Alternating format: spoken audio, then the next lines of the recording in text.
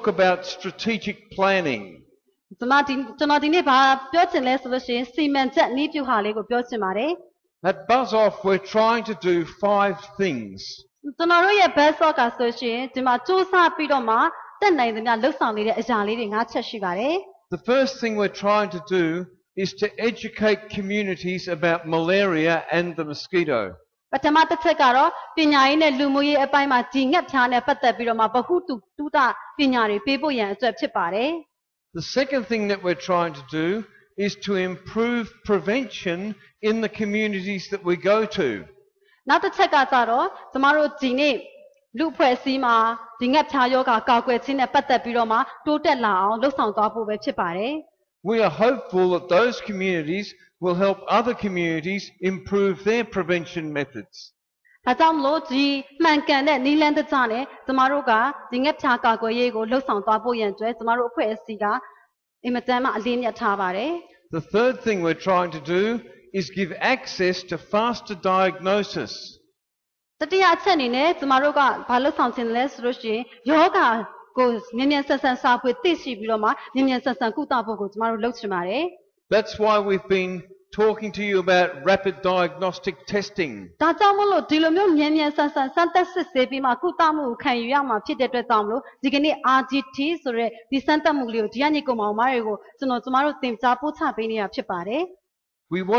Fourth thing we want to do is we want to promote better and improved treatment of the disease.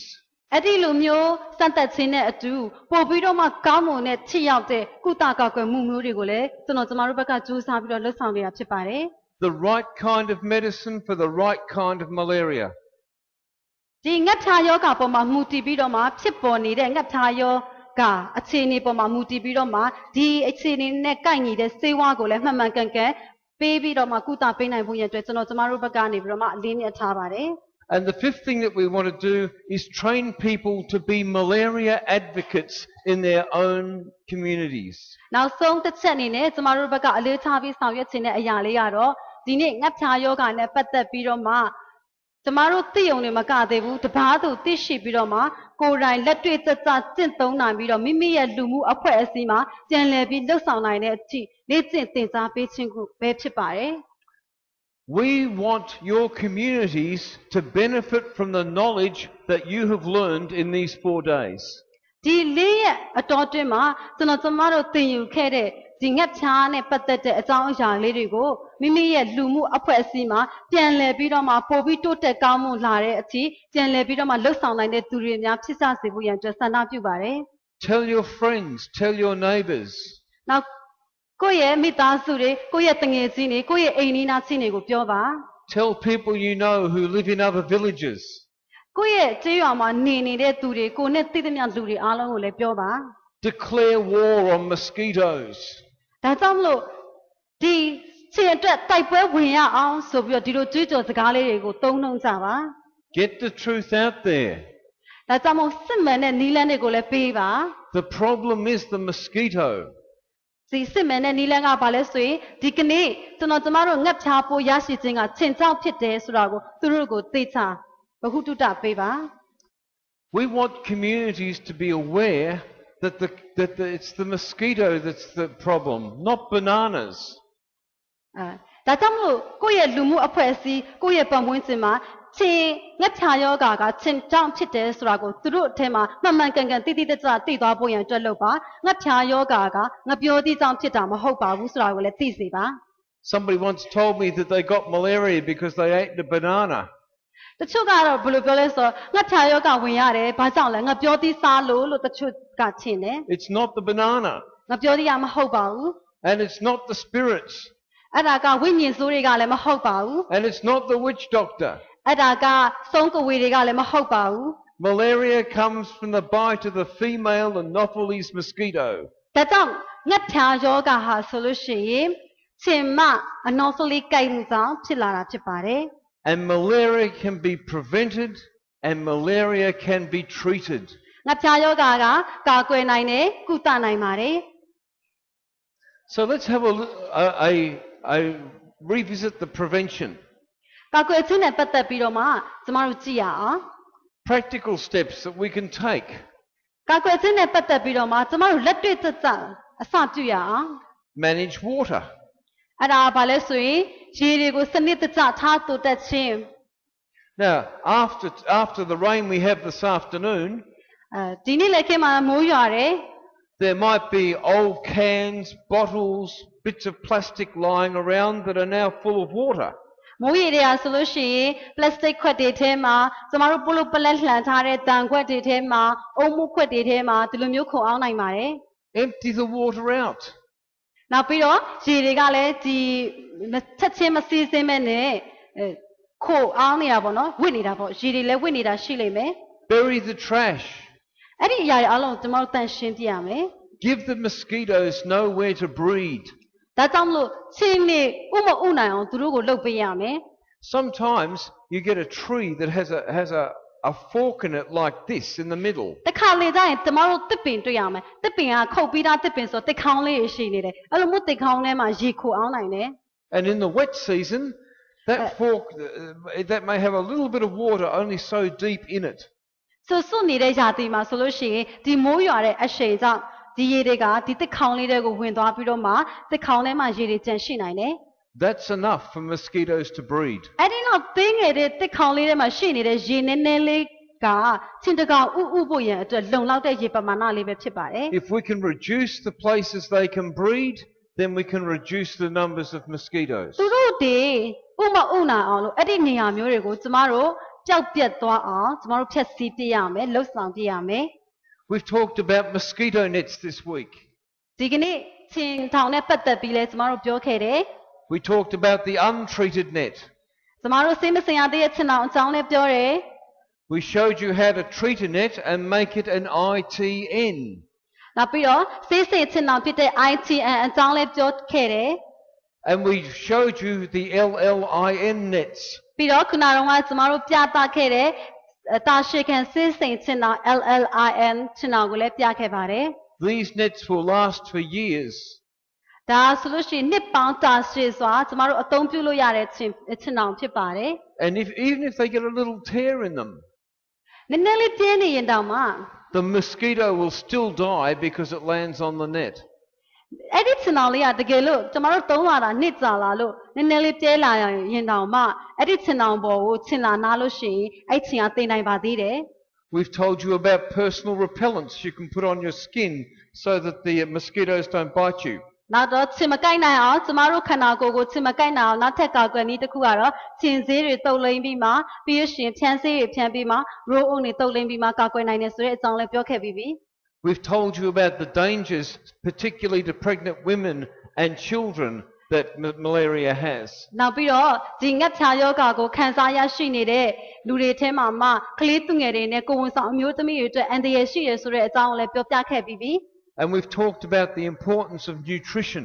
ပြီးတော့အာဟာရချက်နဲ့ပတ်သက်ပြီးတော့မှတင်းတင်းများစားသုံးတတ်ဖို့ရန်အတွက်လည်းပြောခဲ့ပြီးပြီ All these are things that help prevent the disease. ဒါဆိုလို့ရှိရင်ကျန်းမာရေးအတွက်တခြားသောယောဂဘဝတွေကိုကာကွယ်ပေးဖို့ရန်အတွက်အကောင်းဆုံးနည်းစနစ်တွေပဲဖြစ်ပါတယ် We've talked about faster diagnosis. ပြီးတဲ့အခါမှာမြင်းမြန်းဆန်ဆန်နဲ့ယောဂစာပွေစမ်းသပ်လို့ရတဲ့အကြောင်းကိုလည်းကျမတို့ပြောခဲ့ပြီးပြီ Now, the best way to diagnose malaria, of course, is to use a microscope. နောက်ဆုံးဒီငှက်ဖျားနဲ့ပတ်သက်ပြီးတော့မှရှာဖွေကြည့်ရှုနိုင်တဲ့ယောဂရှာဖွေစစ်ဆေးတဲ့အရာလေးကဘာလဲဆိုအနုကြည့်မှန်ပြောင်းပဲဖြစ်ပါတယ် But there aren't a lot of microscopes around. ဒါပေမဲ့အဲ့ဒီအရာကကြတော့ကျမတို့တွေဒီပတ်ဝန်းကျင်မှာရှာဖွေဖို့ရန်အတွက်တော့နည်းနည်းခက်ခဲပါတယ် And you have to be trained especially to use them. အဲ့ဒီအရာကိုတကယ်လို့ရှာဖွေခဲ့လို့တွေ့ခဲ့ရင်တောင်မှဒီအရာကိုကြည့်ရှုနိုင်တဲ့လူကိုတိတ်တိတ်တကျကျမတို့ကိုလေ့ကျင့်သင်ကြားပေးမှသာလျှင်ကြည့်ရှုနိုင်မှာဖြစ်ပါတယ် And when you live in the tropics like you do, အခုကျမတို့လှုပ်တဲ့ကဲ့သို့လှုပ်တဲ့အခါမှာ the heat and the moisture means that funguses grow all over parts of the microscope and you can't use them. နောက်ပြီးတော့အဲ့ဒီခုနကအနုကြည့်မှန်ပြောင်းကိုကျမတို့ကဆိုလို့ရှိရင်ဒီလိုပူလောင်တဲ့ယာတိဥတုမှာပူအိုက်တဲ့ယာတိဥတုမှာကျမတို့အသုံးပြုခဲ့မယ်ဆိုလို့ရှိရင်အဲ့ဒီအနုကြည့်မှန်ပြောင်းမှာရင်ငွေ့တွေဟပ်လာပြီးတော့မှမှန်ဘလူးอ่ะဆိုလို့ရှိရင် water water ဖြစ်ပြီးတော့မှကျမတို့စမ်းသပ်ထားတဲ့သွေးထဲမှာရှိတဲ့အကောင်လေးကပ်ပါပိုးတွေကိုတိတ်တိတ်ချာချာကြည့်ရှုနိုင်မှာမဟုတ်ပါဘူး That's why we showed you the RDTs. ဒါကြောင့်မလို့တဲ့ဒီကနေ့ကျွန်တော်တို့ဒီလိုပူအိုက်တဲ့ຢာတီမှာခုနကမှန်ပြောင်းနဲ့ဘလို့ကြည့်ရတယ်လဲအနုကြည့်မှန်ဘလို့နဲ့ငှက်ဖြားဖို့ကိုဘလို့ကြည့်ရလဲဆိုတာကိုပြသဖို့ရန်အတွက်အစင်မပြေတဲ့အတွက်ကြောင့်မလို့ခုန RDT လို့ခေါ်တဲ့အလင်းအမြန်စစ်ဆေးစာဖွဲ့သိရှိတဲ့ဒီအရာလေးကိုညီကိုမောင်မတွေကိုကျွန်တော်တို့ပြသခဲ့ခြင်းဖြစ်ပါတယ် Rapid diagnostic testing will tell you if malaria is present.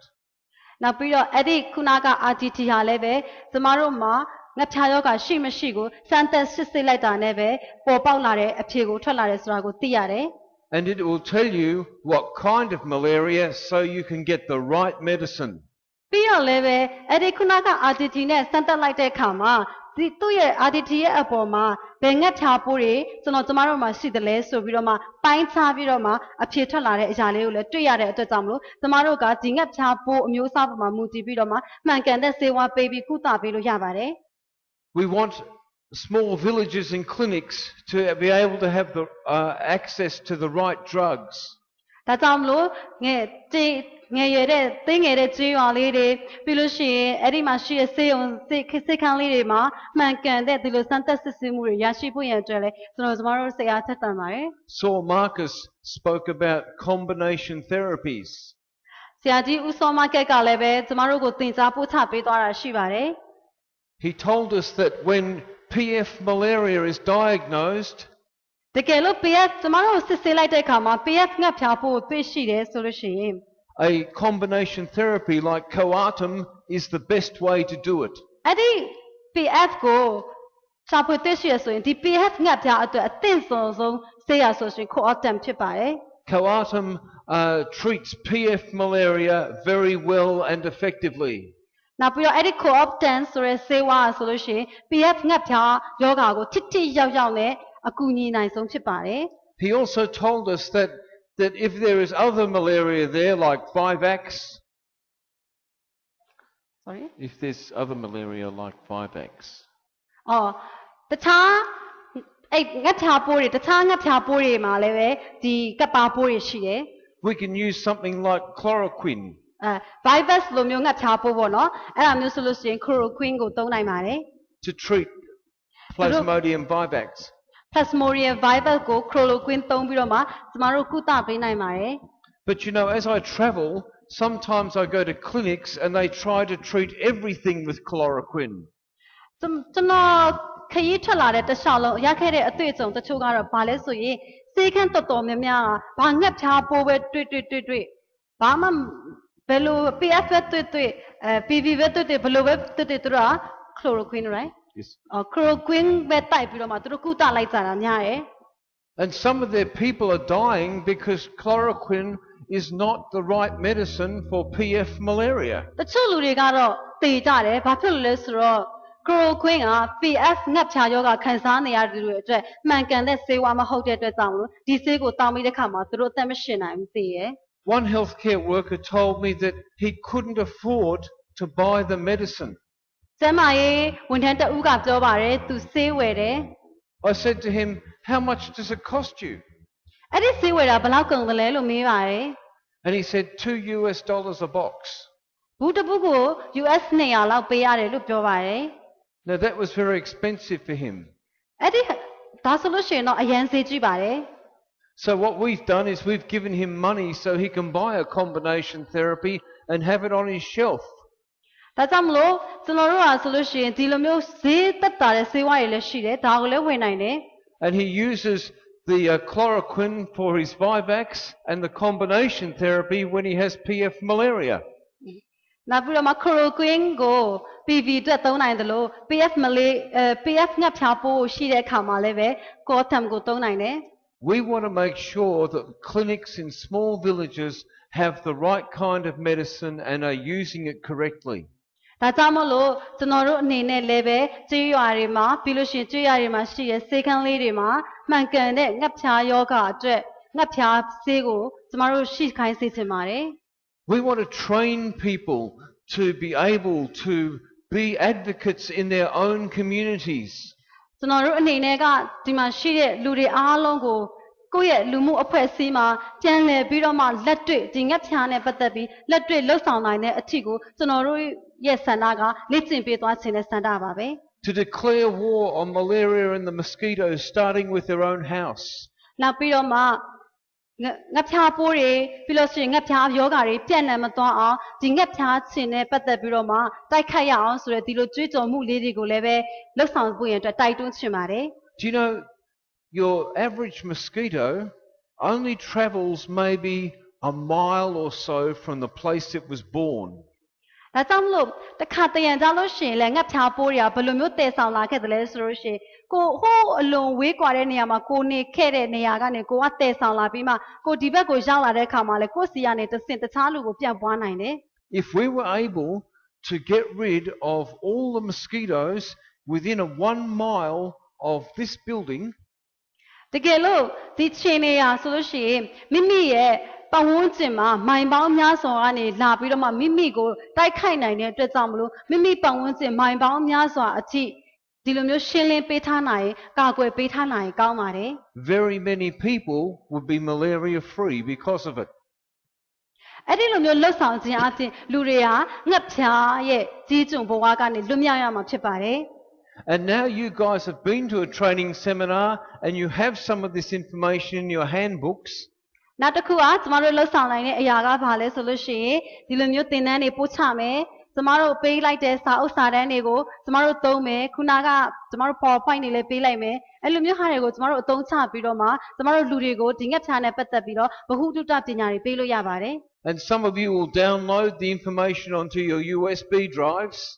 တကယ်လို့ကျမတို့မသိသေးတဲ့လူတွေကိုကျမတို့သိအောင်ကျမတို့လုပ်ပေးရမယ် And we say to you, please share it round, give it to other people. မသိတဲ့လူတွေတချို့လူတွေက pen drive မရှိဘူးဒီ USB မရှိဘူးမရှိတဲ့အတွက်ကြောင့်မလို့ကိုယ်မှရှိပြီးသွားတယ်ဆိုလို့ရှိရင်မရှိရသေးတဲ့သူတွေကိုဝင်ငှပေးပါပြသပေးပါ You now have information that you can share. ဒါအခုဆိုလို့ရှိရင်ကျမတို့သင်ပေးလိုက်တဲ့အရာတွေအတွက်ဒီမှာရှင့်ညီကိုမောင်မတွေသတင်းအချက်လက်အချို့ကိုရရှိသွားပြီဖြစ်ပါတယ်ဒီရရှိသွားတဲ့အရာတွေကိုလည်းပြန်လည်ပြီးတော့ဝင်ငှနိုင်ပါပြီ If you have access to the internet, တကယ်လို့ internet တွေပါရှိရဆိုလို့ရှိရင် in about 1 month you can go to myanmar.buzzoff.org. တလားတစ်ချိန်လောက်ပေါ့နော်မြန်မာ BuzzOff.org ကိုကျမတို့ဖွင့်ပြီးတော့မှကြည့်ရှုလို့ရပါတယ်အဲ့ဒီမှာလည်းသတင်းဆက်လက်တွေတွေ့ရမှာဖြစ်ပါတယ် And this Burmese site will have information about malaria written in Burmese. အဲ့ဒီ website ကနေပြီးတော့မှကျမတို့ငှက်ဖျားနဲ့ပတ်သက်တဲ့သတင်းအချက်လက်တွေကိုမြန်မာလိုဘာသာမျိုးနဲ့ထုတ်လွှင့်သွားမှာဖြစ်တဲ့အတွက်ကြောင့်မို့မြန်မာလိုပဲကြည့်ရှုလေ့လာနိုင်ပါတယ် And you can direct your friends to the site and they can find out more information about malaria. နောက်ပြီးတော့တငယ်ချင်းတွေကိုလည်းဒီ website ကိုပေးပြီးတော့မှဒီ website မှာရှာဖွေခြင်းအပြင်သူတို့တွေလည်းပို့ပြီးတော့မှဘုဟုသုတကျေဝါလာစေမှာဖြစ်ပါတယ် And they can also download other videos and information as well, which will be in Burmese. အဲ့ဒီ website ကနေပြီးတော့မှလည်းပဲကိုလိုချင်တဲ့အကြောင်းအရာလေးတွေရှိတယ်ဆိုလို့ရှိရင် download ဆွဲပြီးတော့မှရယူနိုင်ပါတယ် So how do we make a strategic plan when we're thinking about how we can change malaria and the way we approach mosquitoes in our own community? ဒါကြောင့်မို့မဟာဗျူဟာစီမံချက်ကိုဘယ်လိုလွတ်ဆောင်သွားရမလဲဆိုတာကျွန်တော်တို့လူမှုအဖွဲ့အစည်းတွေကျွန်တော်တို့ပတ်ဝန်းကျင်တွေမိသားစုတွေထဲမှာဘယ်လိုလွတ်ဆောင်သွားမလဲဆိုတာညီကိုမောင်မတွေသိပြီဖြစ်ပါတယ် Well, my first suggestion to you is walk around. အကြံဉာဏ်ပေးချင်တာလေးနောက်တစ်ခုကတော့ရှောက်သွားပါ Have a look. ကြည့်ပါ What are some of the things that you need to see change in your community to stop malaria being so dominant? သူကဘာပြောချင်လဲဆိုလို့ရှိရင်ကျမတို့ငြိမ်ငြိမ်ထိုင်မနေဘဲနဲ့ရှောက်သွားပါကြည့်ပါကျမတို့လူပတ်ဝန်းကျင်မှာလူမှုအဖွဲ့အစည်းတွေမှာဘာတွေဖြစ်ပျက်နေသလဲဒီငှက်ဖျားယောဂါကိုမဖြစ်ပွားလာအောင်ကာကွယ်ဖို့ရန်အတွက်ကျမတို့ပတ်ဝန်းကျင်မှာဘာတွေကိုပြောင်းလဲဖို့လိုအပ်တယ်လဲဘာတွေကိုပြုပြင်ဖို့လိုအပ်တယ်လဲဆိုတာကိုလိုက်လံပြီးတော့ကြည့်ရှုပေးပါ Make a list. အဓိကအချက်က Then think about your list. Which is the most important one? Which is number 1 that you want to see done? နောက်တစ်ခုကဘာကိုပြောချင်တာလဲဆိုတော့အဓိကအချက်ကိုပြုစုထားပါနံပါတ်1ကျွန်တော်တို့ပတ်ဝန်းကျင်ကိုရှောက်သွားလိုက်တဲ့အခါမှာကျွန်တော်တို့တွေ့လိုက်တဲ့အရာပြောင်းလဲဒီငှက်ဖျားပုံမဖြစ်အောင်ယောဂမဖြစ်အောင်ပြောင်းလဲပေးလို့ရတဲ့အချက်တစ်ချက်ကဘယ်အရာကအရေးကြီးဆုံးလဲ1ရေးလိုက်ပါ Which is number 2? Which is number 3? Which is number 4? ဘယ်အရာက2ဘယ်အရာက3ဘယ်အရာက4စသည်ဖြင့်အစဉ်အလိုက်အရေးကြီးတဲ့အရာကိုထိတ်ဆုံးမှထားပြီးရေးချလိုက်ပါ Now you might come to the conclusion that the number 1 need in your community is for better medicine. နောက်နံပါတ်1အနေနဲ့ကကိုယ့်ရဲ့စိတ်ထဲမှာထင်တာကတော့စေဝါကောင်းကောင်းရဖို့အတွက်လို့ကိုကထင်လို့နံပါတ်1မှာစရင်ပြုစုလိုက်တယ် You might say, well, I don't know where to get better medicine from. ဒီကိုကအဲ့လိုမျိုးစရင်ရေးလိုက်တော့လည်းပဲကိုယ့်စိတ်ထဲမှာအော်ဒီစေဝါကိုငါဘယ်ကနေသွားယူရမလဲဘယ်နာကနေငါရှာဖွေလို့ရှိရင်အဆင်ပြေမလဲဆိုပြီးတော့မှမသိတဲ့အခါမှာ So I can't do number 1 straight away. ဒီအဲ့လိုမသိတဲ့အခါမှာအော်ဒီနံပါတ်1ကလေးကတော့ကျွန်တော်အတွက်အဆင်မပြေဘူးလှုပ်ဆောင်သွားဖို့အဆင်မပြေဘူး So I'll start with number 2. တကယ်လို့နံပါတ်1ကကိုရေးထားတဲ့အရေးကြီးဆုံးအချက်ကနံပါတ်1ကကိုယ့်အတွက်လုပ်ဖို့အဆင်မပြေဘူးဆိုလို့ရှိရင်နံပါတ်2နဲ့ပြန်စကြည့်ရအောင် And number 2 might be make sure everybody has access to mosquito nets. နောက်နံပါတ်2တစ်ချက်ကဘာလဲဆိုလို့ရှိရင်ကိုအရေးကြီးတဲ့အချက်ရေးထားတဲ့နံပါတ်2ချက်ကဒီပတ်ဝန်းကျင်မှာရှိတဲ့လူတွေအားလုံးချင်အောင်နဲ့လုံလုံချုံချုံအိတ်ဆက်ခြင်း Now, if you want help in that department, you could ring the BuzzOff office in Yangon. တကယ်လို့ချင်အောင်ကိုပတ်ဝန်းကျင်မှာချင်အောင်တွေလိုအပ်နေတယ်ကိုကကြည့်လိုက်တယ်အဲ့လိုမျိုးချင်အောင်တွေလိုအပ်လာပြီဆိုလို့ရှိရင်ရန်ကုန် BuzzOff ကိုဖုန်းလမ်းဆက်လိုက်ပါဒီနေရာမှာတော့ချင်အောင်တွေလိုအပ်နေတယ်စသည်ဖြင့် And we might be able to help you. အဲ့ဒီလိုမျိုးဆိုလို့ရှိရင်ကျမတို့ကူညီပေးနိုင်ပါတယ် Now, last year we were in Lashio. ပြီးခဲ့တဲ့နှစ်ကလာရှိုးကိုသွားခဲ့တယ် And there is a church in Lashio လာရှိုးမှာရှိတဲ့အသင်းတော်လေးတစ်ပါးဆိုရင် that saw what we were saying was very important for the communities they were trying to reach. ဒါကြောင့်မို့သူတို့တွေအဲ့ဒီအသင်းတော်လေးကလူတွေကကျမတို့ဒီသင်တန်းပို့ချတဲ့အခါမှာအရေးကြီးတဲ့အကြောင်းအရာတွေကိုသိလာပြီးတဲ့နောက်ပိုင်းမှာသူတို့ပတ်ဝန်းကျင်မှာရှိတဲ့လူတွေကိုဒီငှက်ဖျားအန်တီကနေဘယ်လိုကင်းဝေးအောင်ကာကွယ်စောင့်ရှောက်ရမလဲဆိုတာကိုကောင်းကောင်းသိသွားတယ်။ဒါကြောင့်စူးစမ်းပြီးတော့သူတို့လိုက်ပြီးတော့မှကာကွယ်စောင့်ရှောက်တယ် And this church does outreaches into remote areas. ။အဲ့ဒီအသင်းတော်ကနေပြီးတော့မှတခြားနေရာတွေပေါ့နော်မြို့ကျေးရွာဒေသလေးတွေကိုသွားပြီးတော့မှလုပ်တယ်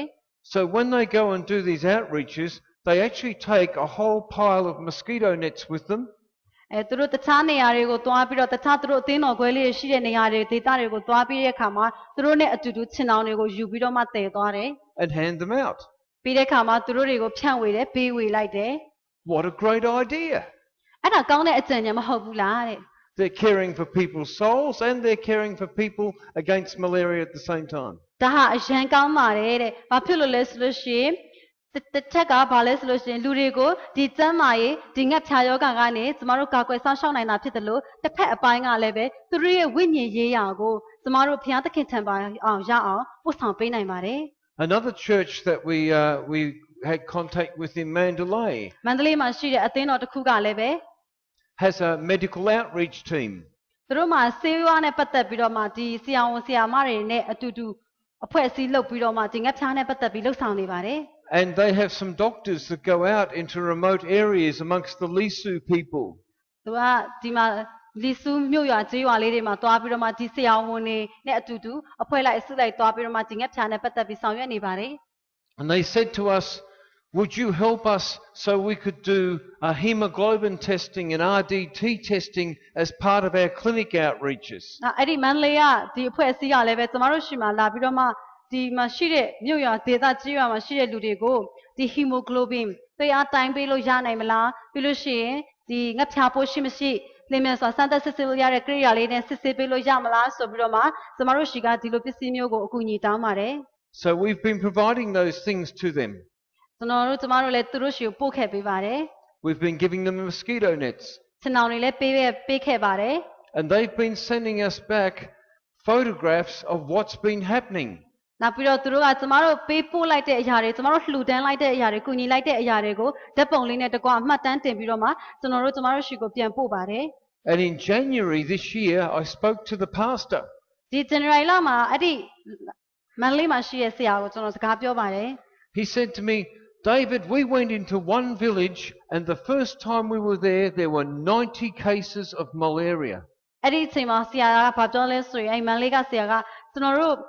ဒီကျွေးရတရားကိုသွားပါတယ်အဲ့ဒီကျွေးရကိုရောက်တဲ့အခါမှာ90ရာခိုင်နှုန်းလောက်ဟာငှက်ဖျားဝေဒနာကိုခံစားနေကြရပါတယ်လို့ပြောပါတယ် We treated people. ပြီးတော့အဲ့ဒီလူတွေကိုကုသပေးတယ် We told them about mosquito nets. ချင်တော်အကြောင်းလေးပြောခဲ့တယ် We did everything that you told us we should do. ဒီသင်တန်းမှာဆရာကြီးဆရာမကြီးတို့သင်ထားပို့ချပေးလိုက်တဲ့အတိုင်းပဲကျွန်တော်တို့ပြန်လဲပြီးလက်တွေ့လှုပ်ဆောင်ပါတယ် A few months later we went out back to that same village. လာနေငယ်ကြာတဲ့အခါမှာကျွန်တော်တို့အဲ့ဒီဈေးရွာကိုတစ်ခေါက်ပြန်သွားလိုက်ပါတယ် and there were only 30 cases of malaria. အဲ့ဒီအချိန်မှာငှက်ဖျားရောဂါ30%ထိကျဆင်းသွားပါတယ် That was cutting the caseload of by 2/3. ဒီပြန်ကြည့်လိုက်မယ်ဆိုလို့ရှိရင်ဒီလိုမျိုးဤစနစ်မှန်ကန်စွာနဲ့စေဝါကုသမှုကိုလှုပ်ဆောင်တဲ့အခါမှာ90%ကနေ30%ထိကျသွားတယ်ဆိုတော့3ပုံပိုပြီး2ပုံလောက်တောင်ကျသွားပါ This တယ် is very exciting for us. အရန်ကိုစိတ်လှုပ်ရှားစရာကောင်းပါတယ်ကျွန်တော်တို့အတွက်တော့ I was with two pastors the other night in Yangon. နောက်တစ်ခုကရန်ကုန်မြို့ပါ They work in Sittwe and Kachin states. အဲ့ဒီဆရာတွေကစစ်တွေနဲ့ကချင်မြို့မှာလှုပ်လှုပ်နေတဲ့တရုတ်ဆရာတွေဖြစ်ပါတယ်ရန်ကုန်မြို့ကနေပါတယ် They said to me, David, since we've been involved with BuzzOff, we are now doing more malaria work in Sittwe than we've ever done before. အရင်တော့တခါမှမလုပ်ဖူးခဲ့တဲ့ဒီငှက်ဖျားတိုက်ဖြတ်ရေးတွေကိုယခုဆိုရင်ဆရာကြီးတို့သင်ပေးလိုက်တဲ့ဒီသင်ခန်းစာတွေနဲ့ကျွန်တော်တို့စစ်တွေမြို့မှာလှုပ်ဆောင်နေကြပါပြီ I said, that's fantastic. အရန်ကောင်းပါတယ် They said, we want you to come to Kachin state. သူကလည်းပြောတယ်ဒီမှာရှိရဲ့ဒီ BuzzOff အဖွဲ့ကိုကချင်ပြည်နယ်ကိုလည်းဖိတ်ခေါ်ချင်ပါတယ်လို့ဒီဆရာကြီးကပြောခဲ့တယ် But we'll make sure the fighting stops before you come. ဒါပေမဲ့လည်းတေးသေးချာချာပြန်စဉ်းစားရမယ်ဆိုလို့ရှိရင်ဒီကဆရာကြီးတွေမလာခင်မှာကချင်ပြည်နယ်မှာတိုက်ခိုက်မှုတွေရပ်သွားဖို့ရန်အတွက်အဓိကတော့အရေးကြီးပါတယ်တဲ့။ဟုတ်တယ် We have another group in Yangon who came to me earlier this year. ။နောက်တစ်ခွဲကကျတော့ရန်ကုန်ကဖြစ်ပါတယ် They said to me, we want to do malaria work in Sittwe, but we don't have any money. Can you help us with some medications? ။ဒါပေမဲ့အဲ့ဒီအဖွဲ့ကဘာပြောလဲဆိုလို့ရှိရင်စစ်တွေမြို့မှာငှက်ဖျားကိုလုပ်ချင်ပါတယ်။ဒါပေမဲ့စတင်ပြီးလှုပ်ဆောင်မှုအတွက်ငွေမရှိပါဘူး။အခက်အခဲရှိနေပါတယ် So we've provided them with the medications and they're now working, distributing those medications into clinics in small communities in Rakhine State. ။ပြီးလို့ရှိရင်စေဝါလည်းမရှိဘူးလို့ပြောတဲ့အခါမှာကျမတို့အနေနဲ့သူတို့ကိုစေဝါတွေထောက်ပံ့ပေးတယ်။ဒီစေခန်းအတွက်လိုအပ်တဲ့အရာတွေကိုကျမတို့လှုပ်ဆောင်ပေးတဲ့အခါမှာအခုသူတို့စတင်ပြီးတော့မှဆောင်ရွက်နေကြပါပြီ။ You see, all these people made a strategic plan. ဒီလူတွေအားလုံးဟာဆိုလို့ရှိရင်တကယ်ကိုနီးပြူဟာကြကြနဲ့အစီအစဉ်နဲ့စီမံကိန်းတွေဆွဲပြီးလှုပ်ဆောင်နေကြပါတယ် They found out the things that they thought were important in the communities that they were trying to reach. သူတို့ရဲ့စိတ်ထဲမှာသူတို့ရှာဖွေသမျှသူတို့လူမှုအဖွဲ့အစည်းမှာအရေးကြီးတယ်လို့ထင်ခဲ့ရသမျှအရာတွေအားလုံးတွေသူတို့စတင်ပြီးတော့မှလှုပ်ဆောင်နေကြပါပြီ Some of these things they needed help with, ဒါဆိုလို့ရှိရင်ဒါကျန်းမာရေးနဲ့ဖြစ်ပါတယ် and some of them they're just doing all by themselves. တချို့ကကြတော့အဖွဲ့အစည်းနဲ့အတူတူလှုပ်ဆောင်ကြတယ်တချို့ကကြတော့တဦးတစ်ယောက်ချင်းအနေနဲ့လှုပ်ဆောင်ကြပါတယ် And maybe there are people in this group here ဒီမှာရှိတဲ့လူတွေကလည်းပဲ who will have an idea like these people have had and go and do it in other places besides this city of Morbin. သူပြောချင်တာကဘာလဲဆိုရင်ခုနကလူတွေလွတ်ဆောင်တကဲ့သို့ပဲဒီမှာအရှိရဲ့ညီကိုမောင်နှမတွေအားလုံးကလည်းပဲဒီမဥပမာတော်၎င်းမဥပင်ရဲ့ပြင်ပမှာရှိတဲ့မြို့ရွာကျေးရွာဒေသတွေမှာတော့၎င်းအခုလိုပဲဆောင်ရွက်သွားနိုင်လိမ့်မယ်ဆိုတာကိုကျွန်တော်ယုံကြည်မျှော်လင့်မိပါတယ် Now the kinds of things that you might want to look at when you're making a strategic plan might be things like this. Public နောက်တစ် education, ခုကျမတို့ရဲ့မဟာနီးဗျူဟာထဲမှာကျမတို့ထည့်သွင်းစဉ်းစားလို့ရတဲ့အရာလေးတစ်ချက်ကတော့ဘာလဲဆိုလို့ရှိရင်အခုဓာတ်ပုံလေးပြထားတဲ့အတိုင်းပါပဲ managing water, ရေတွေကိုစနစ်တကျစီမံခန့်ခွဲပြီးထားရှိတာမျိုး spraying mosquitoes, ပြီးချိန်နေမလာနိုင်အောင်ဆေးဖြန်းပေးတာမျိုး mosquito nets, ခြင်အောင်ပေးဝေတာမျိုး helping clinics, နောက်ပြီးတော့ဒီဆေးရုံဆေးခန်းတွေမှာကူညီတာမျိုး educating people about the risk of mosquitoes and malaria. ပြီးတဲ့အခါမှာဒီငှက်ဖျားအန္တရာယ်ကဘယ်လောက်ထိကြီးမားတယ်ဆိုတဲ့အကြောင်းကိုလူတွေကိုပညာပေးဟောပြောတာမျိုး Moving in areas of improving diet, ဒါကြောင့်မို့ဒီမှာရှိတဲ့မဥပင်မှာရှိတဲ့လူတွေအားလုံးကလည်းပဲဒီဟာတွေကိုသိရှိနားလည်ထားပြီးဖြစ်ပါတယ် and diagnosis and treatment of the ပြီး disease. ပြီးတဲ့အခါမှာအဲ့ဒီကျွန်တော်တို့တွေကလည်းပဲလျင်မြန်စွာဆေးစစ်လို့ရတဲ့အရာတွေနဲ့အသုံးပြုပြီးတော့မှလျင်မြန်စွာဆောလင်စွာယောဂမကြီးထွားခင်မှာကုသပေးလို့ရပါတယ် This is an action seminar. ဒါဆိုလို့ရှိရင်လက်တွေ့လက်ဆောင်တဲ့သင်တန်းလေးတစ်ခုဖြစ်ပါတယ် We don't come just to entertain you for 4 days. ၄ရက်စလုံးကဒီမှာဟောပြောရုံနဲ့ဟောပြောသွားတာမျိုးမဟုတ်ပါဘူး We want to inspire you to take action. ဒီမှာရှိတဲ့ညီကိုမောင်တို့ရဲ့အားလုံးကိုကျွန်တော်တို့ကလက်တွေ့ကျကျနဲ့အကောင့်တွေပေါ်သွားနိုင်မှုရဲ့အတွက်လေ့ကျင့်ပေးခဲ့တာဖြစ်ပါတယ် And to declare war on the mosquito. ဒါကြောင့်ကျွန်တော်တို့ရဲ့အသက်တာမှာဒီချိန်တွေပေါ်မှာတိုက်ကျွေး စစ်တိုက်ကြရအောင်ကြွေးကြော်ကြရအောင်ချိန်နေကင်းဝေးဖို့ရတယ် Easy? ဘယ်သလားတဲ့